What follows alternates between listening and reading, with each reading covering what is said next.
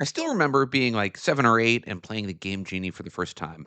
I was obsessed with the device, which allowed you to enter 8-character cheat codes and enable power-ups that were otherwise incredibly hard, if not impossible to get. The Game Genie was a massively successful accessory, one that allowed players to play games in new and exciting ways. Nintendo was infamously not a fan of the Game Genie, at least at first. They entered a legal battle to stop its sale. Nintendo ultimately lost that fight and had to pay Galoob, the maker of the Game Genie, $15 million.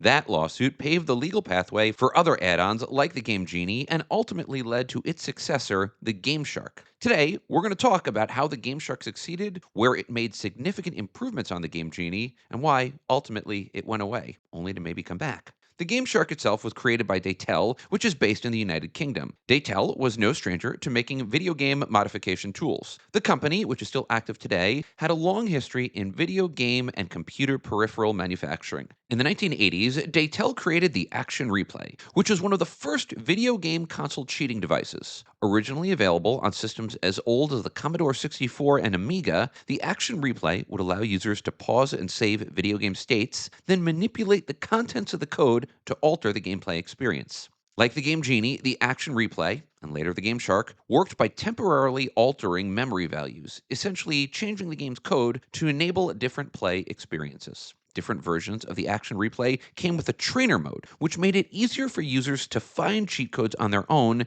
meaning that a massive update of codes wasn't always possible. Furthermore, the Action Replay allowed players to play games that were otherwise region locked, meaning that the player could, in theory, get a game from Asia and play it on a North American system. In other words, the Action Replay was more than just an early cheat device. Though it was less user friendly than the Game Genie and Game Shark, it still allowed players to do some really cool things in a very early video game era. The Action Replay was sold for a variety of systems, including the Nintendo Entertainment System and Sega Master System, in the late 80s and early 90s. It would eventually find its way to the States, where it was sold as the Action Replay and Pro Action Replay. However, it wasn't, yet, known as the Game Shark.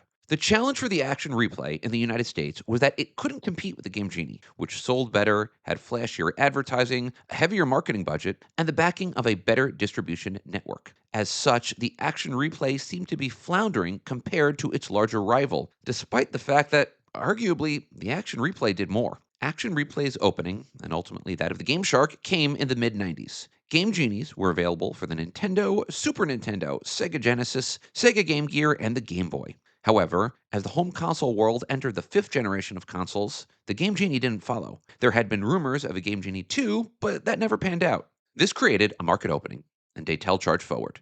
In 1996, the company partnered with Interact Accessories. Interact, a subsidiary of Recoton Corporation, was founded in 1991 by Todd Hayes. Yes, that photo of Hayes is AI enhanced, and we will explain why later. Interact was one of multiple companies that Hayes created that would work on the creation of video game controllers and peripherals. Interact would be the most successful and create controllers and other accessories for a variety of systems, including the Mega Drive, Game Gear, Saturn, and Dreamcast. Interact positioned the company for success by tapping into their marketing expertise and distribution networks. They were also the ones who decided to rebrand the product to something much more modern, the Game Shark. The Game Shark also leaned into American gaming press to get the word out about the product. For example, this Electronics Gaming Monthly article from January 1996 highlights the product, noting that the Game Shark was essentially an Americanized version of the Action Replay. The article noted the international success of the Action Replay and discussed how it would, quote, finally be available, end quote, in the United States before delving into its various features. The first Game Sharks, which hit the market in January 96, would be available for the Sega Saturn and Sony PlayStation. Like the Action Replay, both came with distinct features that made the product so much more than just a Game Genie ripoff.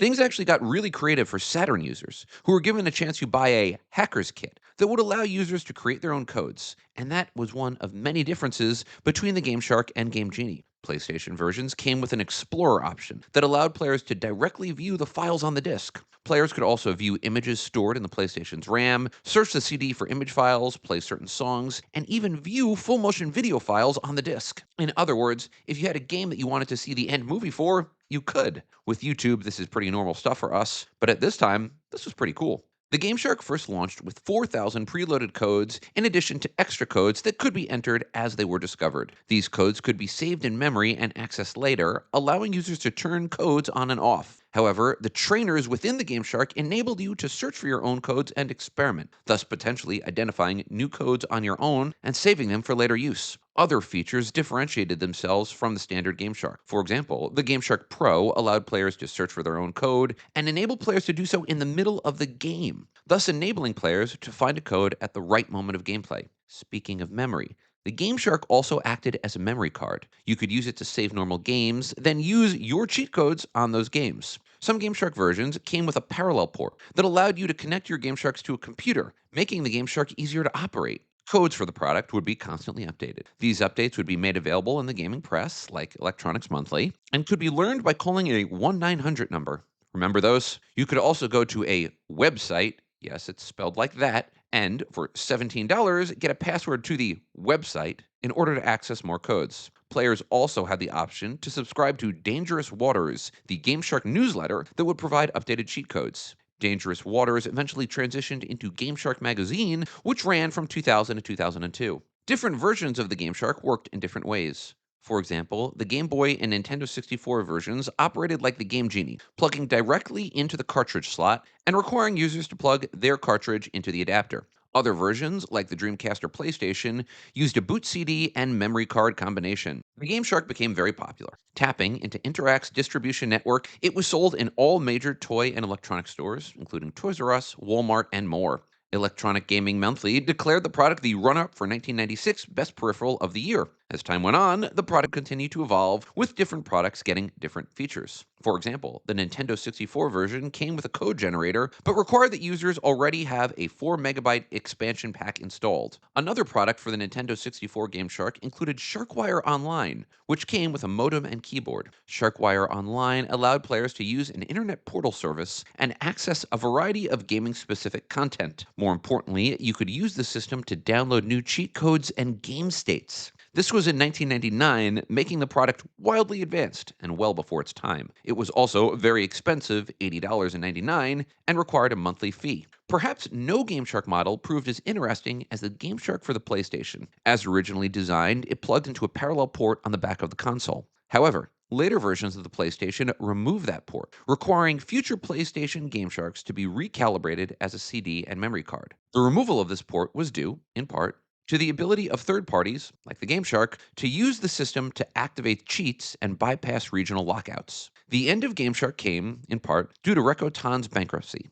The company, which owned Interact, the American distributor of GameShark, went bankrupt in 2003. Just before that, in 2002, Daytel and Interact ended their distribution agreement. Rakotan sold its assets as part of an ultimately unsuccessful effort to stave off bankruptcy. Those assets included the GameShark. The GameShark brand was acquired by Mad Catz Interactive. That company continued to sell the GameShark for a variety of platforms, including the PS2, Xbox, and Game Boy Advance. From there were shifts in what the product actually did. While you were still able to search for and enter cheats, you could now download cheats directly off the internet. More interesting is that you could use the GameShark to download and upload save files, enabling players to play modified games that were uploaded by users. In the end, the GameShark was released on at least 12 platforms, including versions of the Game Boy, Nintendo, PlayStation, Saturn, Dreamcast, and Xbox. I couldn't find the number of total GameSharks sold, but it is safe to say that the product was very popular during its heyday. The same December 2002 press release, which announced the split between Daytel and Interact, also noted that 4 million GameSharks had been sold at that point.